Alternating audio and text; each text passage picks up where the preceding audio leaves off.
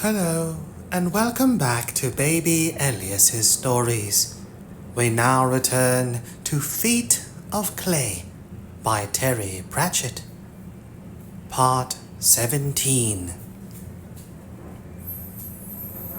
Nobby Nobbs ought to have known. That's what he told himself as he scuttled through the streets. All that stuff about kings and stuff they'd wanted him to. It was a terrible thought. Volunteer. Nobby had spent a lifetime in one uniform or another.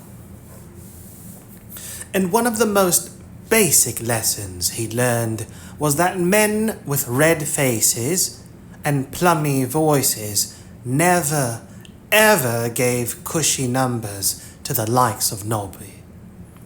They'd ask for volunteers to do something big and clean, and you'd end up scrubbing some damn great drawbridge.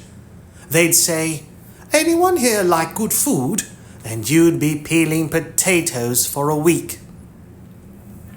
You never, ever volunteered. Not even if a sergeant stood there and said, "We need someone to drink alcohol, bottles of, and make love, passionate, to women for the use of." There was always a snag.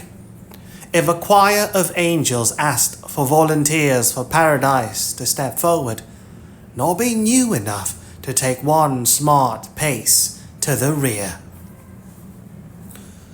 When the call came for Corporal Nobbs, it would not find him wanting. It would not find him at all. Nobby avoided a herd of pigs in the middle of the street. Even Mr. Vimes never expected him to volunteer. He respected Nobby's pride. Nobby's head ached. It must have been the quail's eggs. He was sure. They couldn't be healthy birds to lay titchy eggs like that. Titchy, minuscule. They couldn't be healthy birds to lay titchy eggs like that. He sidled past a cow that had got its head stuck in someone's window. Nobby, as a king. Oh yes. No one ever gave Nobbs anything except maybe a skin disease or 60 lashes. It was a dog-eat-Nobbs world, right enough. If there were to be a world competition for losers, a Nobbs would come last. He stopped running and went to earth in a doorway. In its welcome shadows, he extracted a very short cigarette end from behind his ear and lit it. Now that he felt safe enough to think about more than flight, he wondered about all the animals that seemed to be on the streets. Unlike the family tree that had borne Fred Cullen as its fruit, the creeping vine of the Nobbses had flourished only within city walls. Nobby was vaguely aware of animals as being food in a primary stage and left it at that. But he was pretty sure they weren't supposed to be wandering around untidily like this. Gangs of men were trying to round them up, since they were tired and working at cross purpose, and the animals were hungry and bewildered. All that was happening was that the streets were getting a lot muddier. Nobby became aware that he was not alone in the doorway. He looked down. Also, lurking in the shadows was a goat.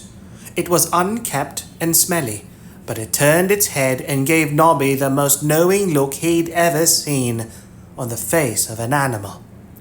Unexpectedly and most uncharacteristically, Nobby was struck by a surge of fellow feeling. He pinched out the end of his cigarette and passed it down to the goat, which ate it. "You and me both," said Nobby. Miscellaneous livestock scattered madly as Carrot, Angua, and Sherry made their way down to the shambles. They especially tried to keep away from Angua. It seemed to Sherry that an invisible barrier was advancing in front of them. Some animals tried to climb walls or scattered madly into sideways. "Why are they so scared?" said Sherry. "Can't imagine," said Angua. A few maddened sheep ran away from them as they walked around the candle factory.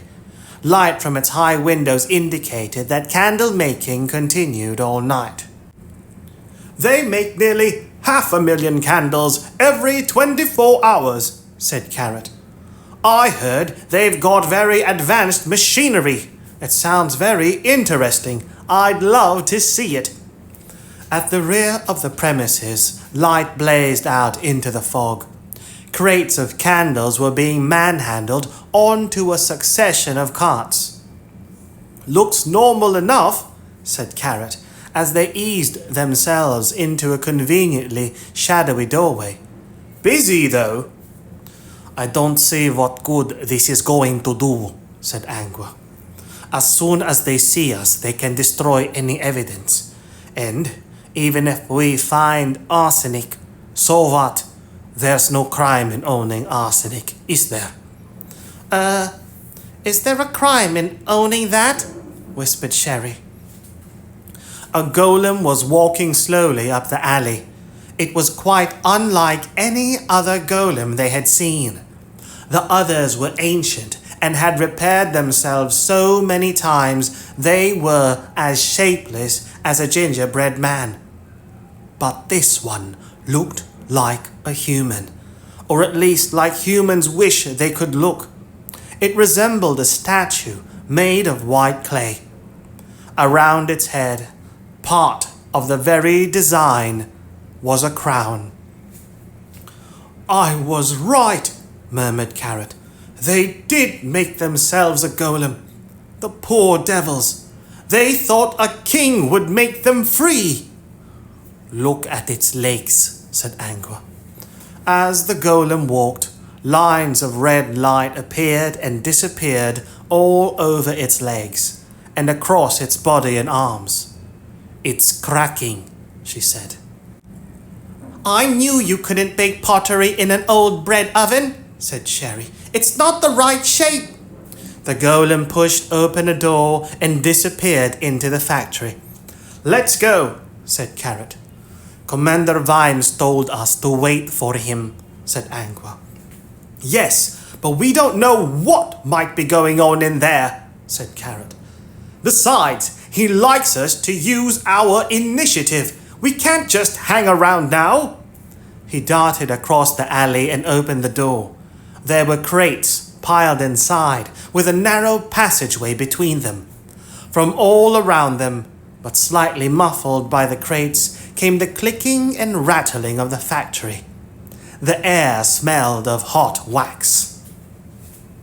Sherry was aware of a whispered conversation going on several feet above her little round helmet.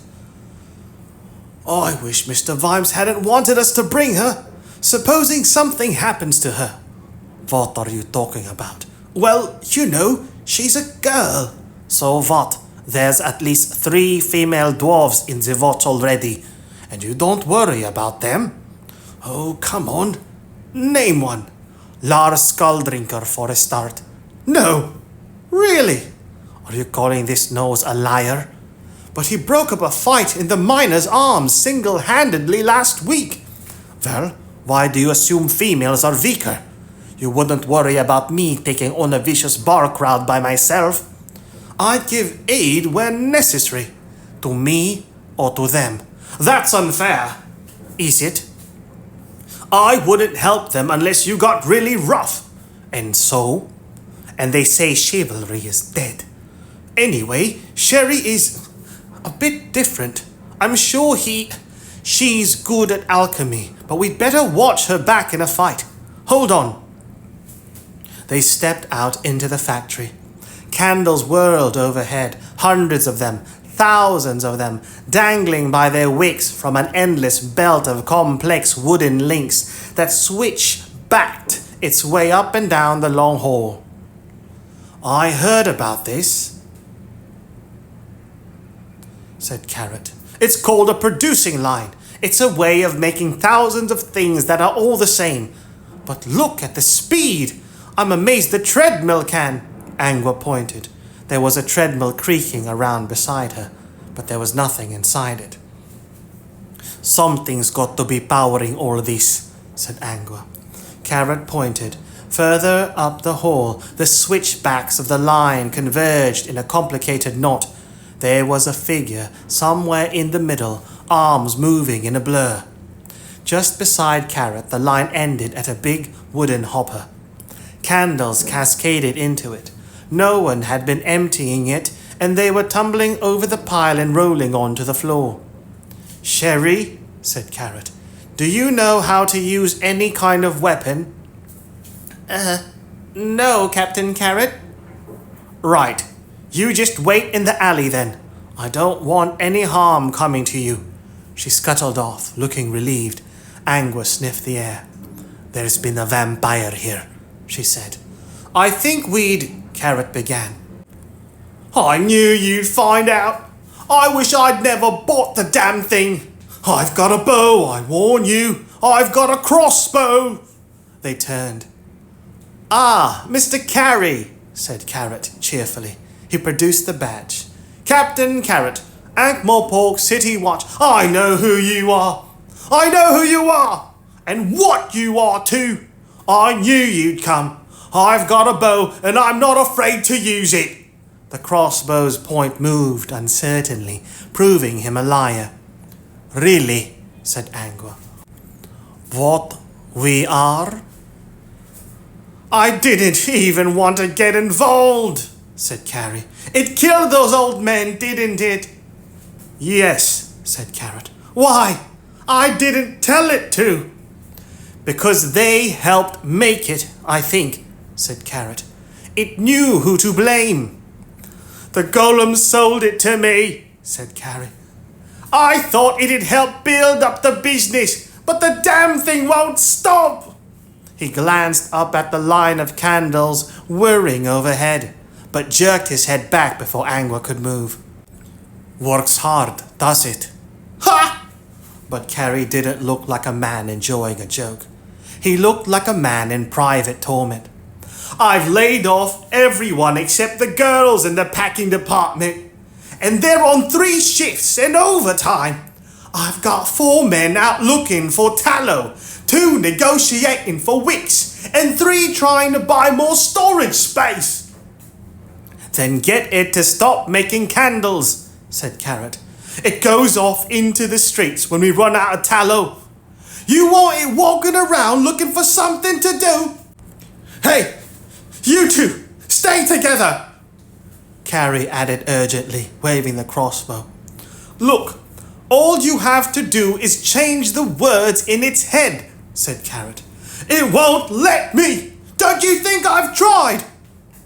"It can't not let you," said Carrot. "Golems have to let..." "I said it won't let me!" "What about the poison candles?" said Carrot. "That wasn't my idea." "Whose idea was it?" Carrie's crossbow swung back and forth. He licked his lips. "This has all gone far too far," he said. "I'm getting out." "Whose idea, Mr. Carey?" "I'm not going to end up in some alley somewhere with as much blood as a banana." "Now then, we wouldn't do anything like that," said Carrot. Mr. Carey was exporting terror. Angua could smell it streaming off him. He might pull the trigger out of sheer panic. There was another smell too. "Who's the vampire?" she said. For a moment she thought the man would fire the crossbow. "I never said anything about him." "You've got garlic in your pocket," said Angua, "and the place reeks of vampire." He said we could get the golem to do anything, Carrie mumbled. Like making poisoned candles, said Carrot. Yes, but he said it'd just keep Vetinari out of the way, said Carrie. He seemed to be getting a tenuous grip on himself. And he's not dead, 'cause I'd have heard, he said. I shouldn't think making him ill is a crime, so you can't. The candles killed 2 other people, said Carrot. Carrie started to panic again. Who? An old lady and a baby in Cockbill Street. Were they important? Said Carrie. Carrot nodded to himself. I was almost feeling sorry for you, he said, right up to that point. You're a lucky man, Mr. Carey. You think so? Oh, yes. We got to you before Commander Vimes did.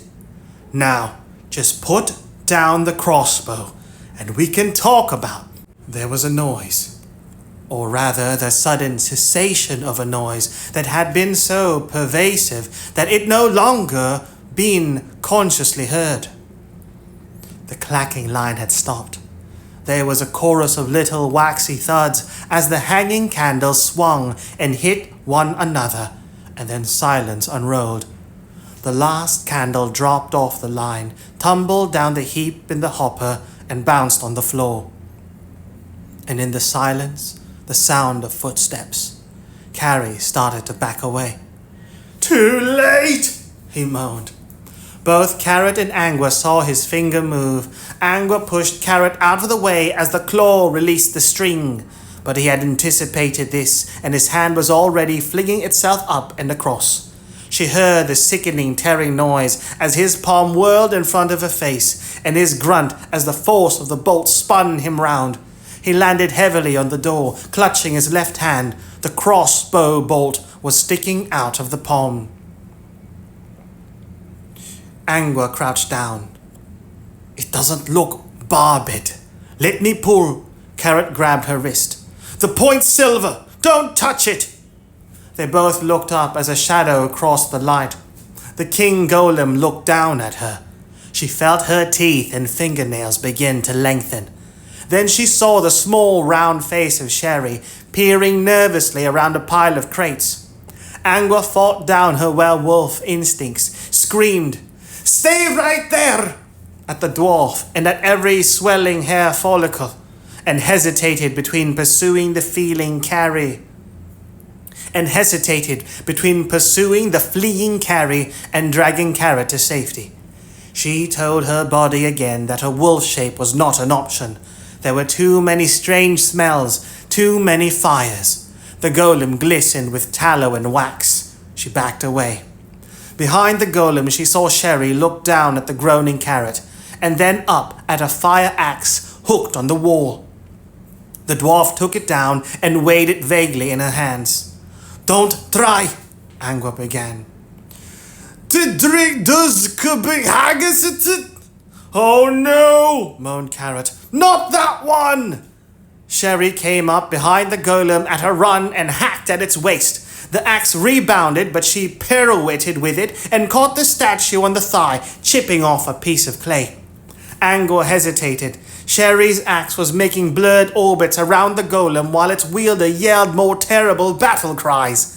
Angua couldn't make out any words, but many dwarf cries didn't bother with words. They went straight for emotions in sonic form. Chips of pottery ricocheted off the crates as each blow landed. What did she yell? Angua said as she pulled Carrot out of the way. It's the most menacing dwarf battle cry there is. Once it's been shouted, someone has to be killed. What's it mean? Today is a good day for someone else to die. The golem watched the dwarf incuriously, like an elephant watching an attack by a rogue chicken. Then it picked the axe out of the air. Sherry, trailing behind it like a comet, and hurled it aside. Angua hauled Carrot to his feet. Blood dripped from his hand. She tried to shut her nostrils. Full moon tomorrow. No more choices. Maybe we can reason with it, Carrot started. Attention! This is the real world calling, shouted Angua. Carrot drew his sword. "I am arresting you," he began. The golem's arm whirred across. The sword buried itself to the hilt in a crate of candles. "Got any more clever ideas?" said Angua as they backed away. "Or can we go now?" "No, we've got to stop it somewhere." Their heels met a wall of crates. "I think we found the place," said Angua as the golem raised its fists again. "You duck right, I'll duck left. Maybe." A blow rocked the big double doors in the far wall. The king golem's head turned. The doors shook again and burst inwards. For a moment, Dorfel was framed in the doorway. Then the red golem lowered his head, spread his arms, and charged. It wasn't a very fast run, but it did have a terrible momentum, like the slow slide of a glacier.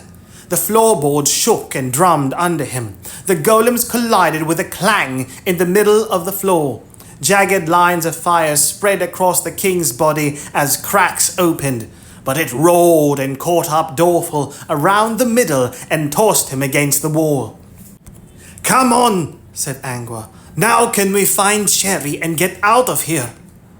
"We ought to help him," said Carrot as the golems smashed into each other again. "How? If he can't stop it, what makes you think we can? Come on!"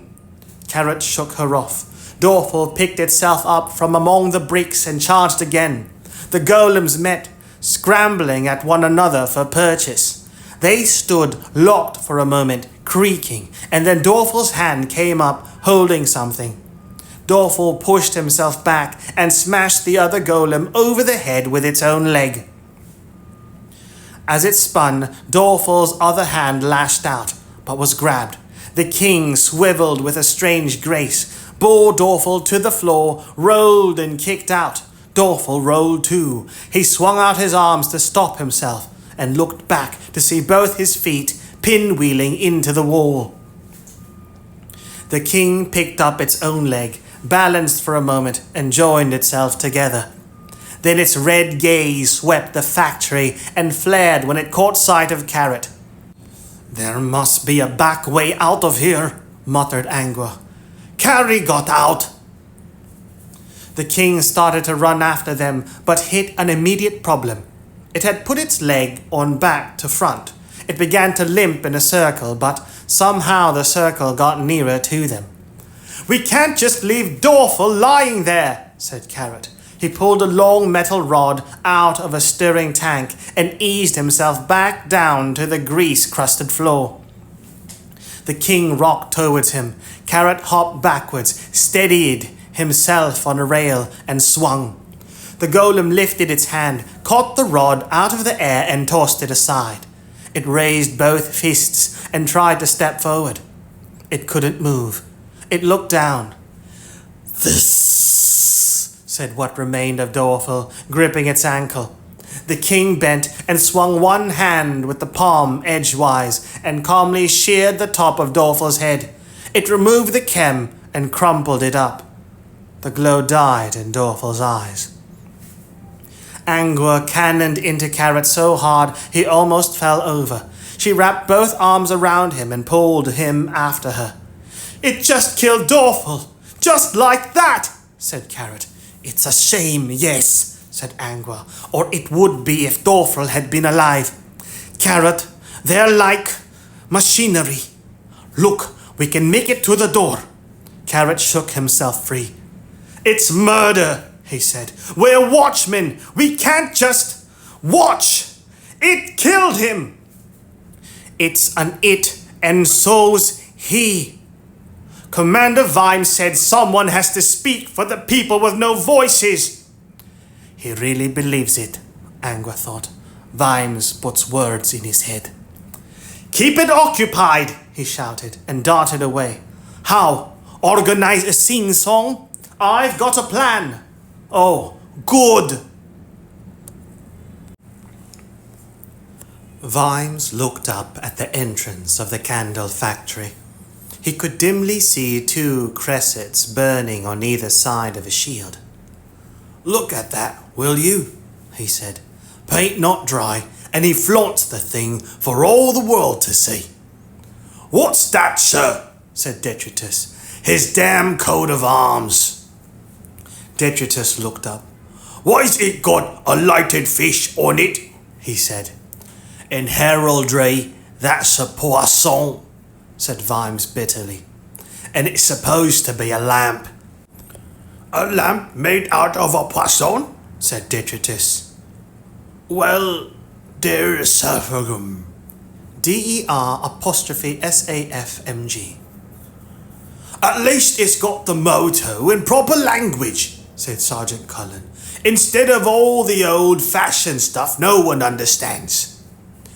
Art brought forth the candle. That, Sergeant Detritus, is a poon, or play on words, 'cause his name is Arthur, see? Vimes stood between the two sergeants and felt a hole open up in his head. Damn, he said. Damn. He showed it to me. Dumb plodder, Vimes. He won't notice. Oh, yes, and he was right. It's not that good, said Cullen.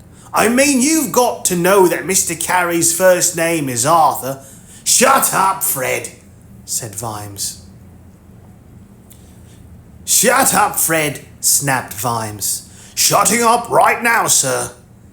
The arrogance of the... Who's that? A figure darted out of the building, glanced around hurriedly, and scurried along the street. That's Carey, said Vimes. He didn't even shout after him, but went from a standing start to a full run. The fleeing figure dodged between the occasional straying sheep or pig and didn't have a bad turn of speed. But Vimes was powered by sheer anger and was only yards away when Carey ducked into an alley. Vimes skidded to a halt and grabbed at the wall.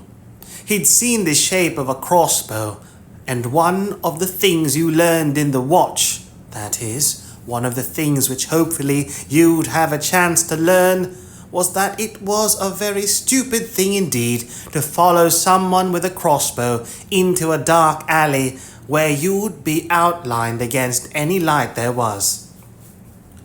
I know it's you, Carey, he shouted. I've got a crossbow. You can only fire it once. I want to turn King's evidence. Guess again. Carey lowered his voice. They just said I could get the damn golem to do it. I didn't think anyone was going to get hurt. Right, said Vimes. You made poison candles because they gave a bit of light, I expect. You know what I mean. They told me it would all be all right and... Which would they be? They said no one would ever find out. Really? Look, they said they could. The voice paused and took on that wheedling tone the blunt-witted use when they're trying to sound sharp. If I tell you everything, you'll let me go, right? The two sergeants had caught up. Vimes pulled Detritus towards him, although in fact he ended up pulling himself towards Detritus. Go round the corner and see he doesn't come out of the alley the other way, he whispered. The troll nodded. What's it you want to tell me, Mr. Carey? Said Vimes to the darkness in the alley. Have we got a bargain? What? A bargain? No, we damn well haven't got a bargain, Mr. Carey. I'm not a tradesman, but I'll tell you something, Mr. Carey. They betrayed you. There was silence from the darkness, and then a sound like a sigh.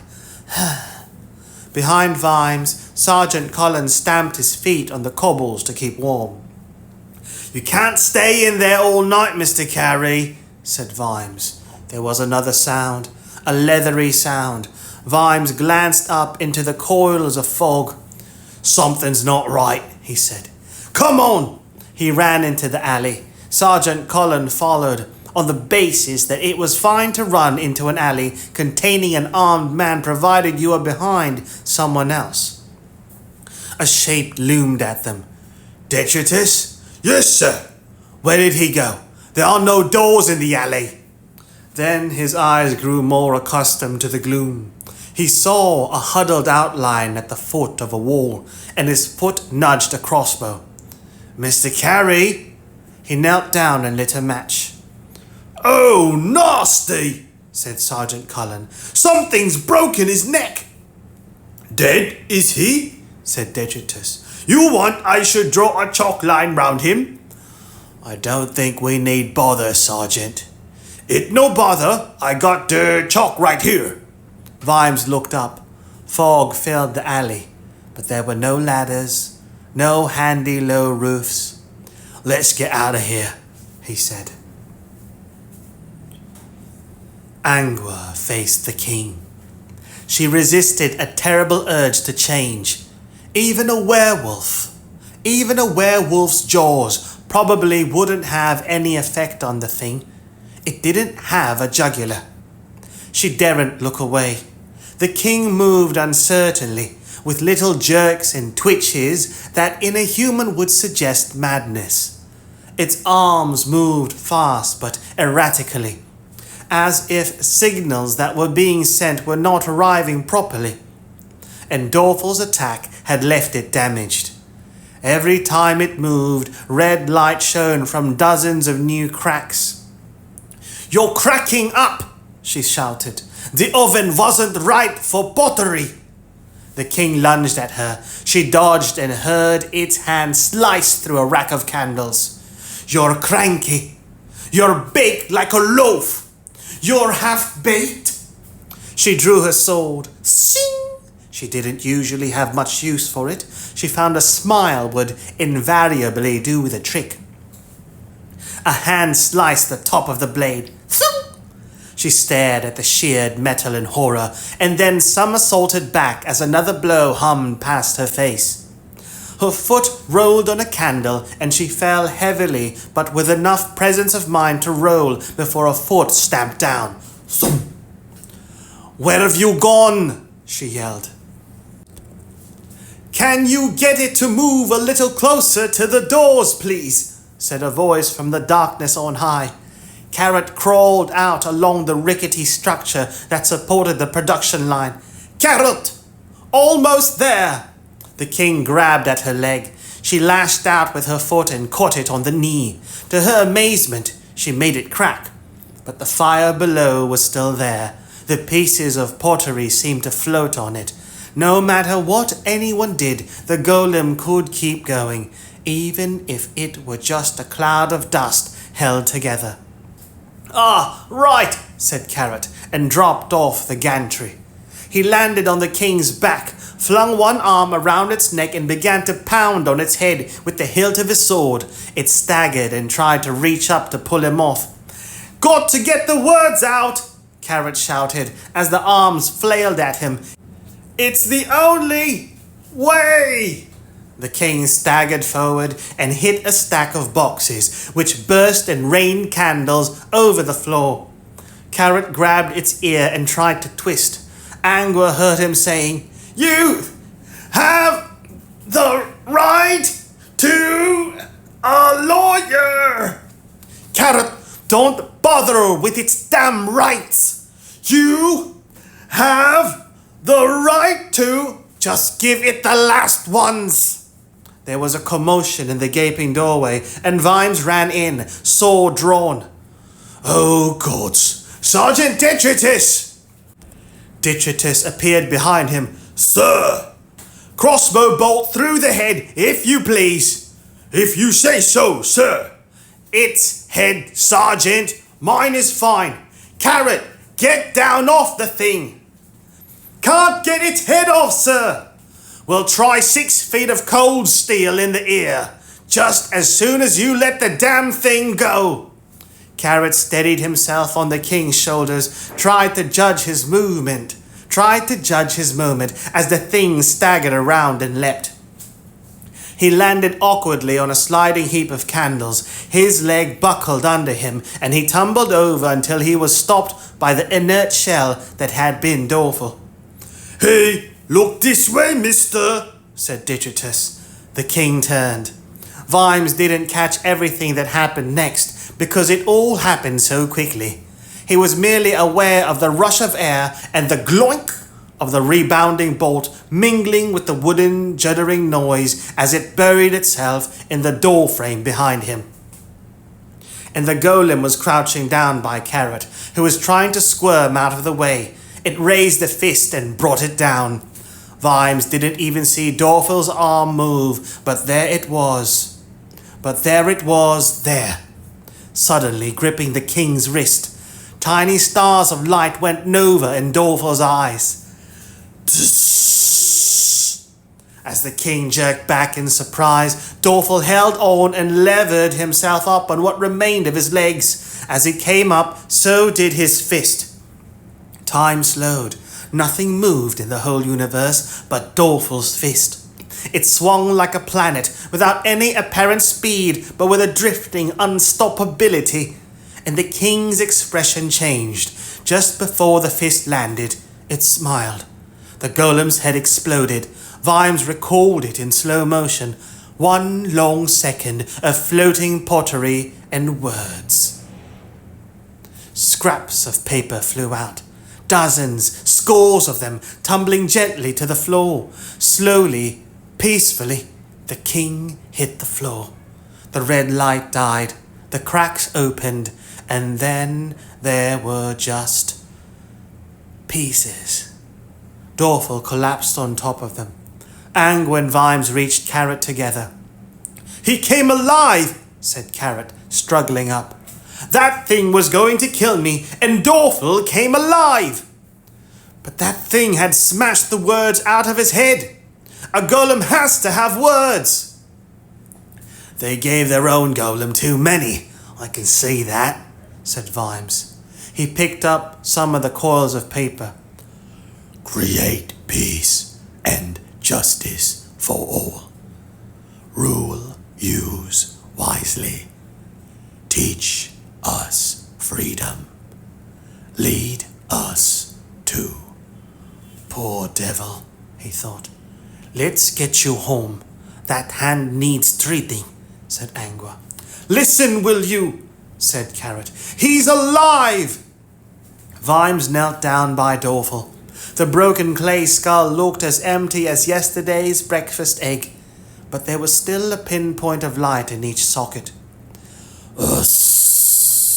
Hissed Dorfel, so faintly that Vimes wasn't sure he'd heard it. A finger scratched on the floor. "Is it trying to write something?" said Angua. Vimes pulled out his notebook, eased it under Dorfel's hand, and gently pushed a pencil into the golem's finger. They watched the hand as it wrote, a little jerkily, but still with the mechanical precision of a golem. 8 words. Then it stopped. The pencil rolled away. The lights in Dorfel's eyes dwindled and went out. "Good grief," breathed Angua. "They don't need words in their heads." "We can rebuild him," said Carrot hoarsely. "We have the pottery." Vimes stared at the words, and then at what remained of Dorfel. "Mr. Vimes," said Carrot. "Do it," said Vimes. Carrot blinked.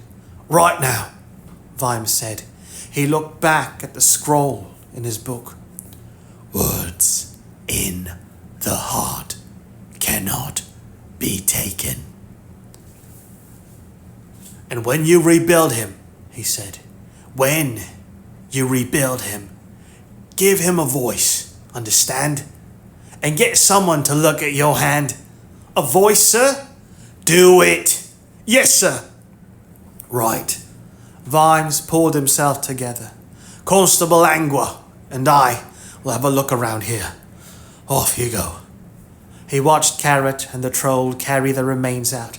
"Okay," he said. "We're looking for arsenic. Maybe there'll be some workshop somewhere. I shouldn't think they'd want to mix the poison candles with the others. Cherry'll know what... Where is Corporal Littlebottom? I don't think I can hold on much longer. They looked up. Sherry was hanging on the line of candles. How did you get up there? said Vimes. I sort of found myself going past, sir. Can't you just let go? You're not that high. Oh. A big trough of molten tallow was a few feet under her. Occasionally the surface went gloop. How hot would that be? Vimes hissed to Angua. Ever bitten hot gem? She said. Vimes raised his voice. Can't you swing yourself along, Corporal? All the wood's greasy, sir. Corporal Littlebottom, I order you not to fall off. Very good, sir. Vimes pulled off his jacket. Hang on to this. I'll see if I can climb up, he muttered. It won't work, said Angua. The thing's shaky enough as it is. I can feel my hand slipping, sir. Good grief. Why didn't you call out earlier? Everyone seemed to be busy, sir. Turn around, sir, said Angua, undoing the buckles of her breastplate. Right now, please, and shut your eyes. Why, what? Right now, sir. Oh, yes. Vimes heard Angua back away from the candle machine, her footsteps punctuated by the clang of falling armor. Then she started running and the footsteps changed while she was running, and then he opened his eyes. The wolf sailed upwards in slow motion, caught the dwarf's shoulders in its jaws as Sherry's grip gave way, and then arced its body so that the wolf and dwarf hit the floor on the far side of the vat. Angua rolled, whimpering. Oh! Sherry scrambled to her feet. It's a werewolf! Angua rolled back and forth, pawing at her mouth. What's happened to it? Said Sherry, her panic receding a little. It looks hurt. Where's Angua? Oh. Vimes glanced at the dwarf's torn leather shirt. You wear chainmail under your clothes, he said. Oh, it's my silver vest. But she knew about it. I told her. Vimes grabbed Angua's collar. She moved to bite him and then caught his eye and turned her head away. She only bit the silver, said Sherry distractedly. Angua pulled herself onto her feet, glared at them, and slunk off behind some crates. They heard her whimpering, which by degrees became a voice. Blasted dwarfs and their blasted vests. You all right, Constable? Said Vimes. Damn silver underwear. Can you throw me my clothes, please? Vimes bundled up Angua's uniform and, eyes closed for decency's sake, handed it around the crates. No one told me she was aware, Sherry moaned. Look at it like this, Corporal, said Vimes, as patiently as he could. If she hadn't been a werewolf, you would by now be the world's largest novelty candle. All right? Angua walked from behind the crates, rubbing her mouth. The skin around it looked too pink. It burned you? Said Sherry. It'll heal, said Angua. You never said you were a werewolf. How would you've like me to have put it? Right, said Vimes. If that's all sorted out, ladies, I want this place searched. Understand? I've got some ointment, said Sherry meekly. Thank you. They found a bag in a cellar. There were several boxes of candles and a lot of dead rats.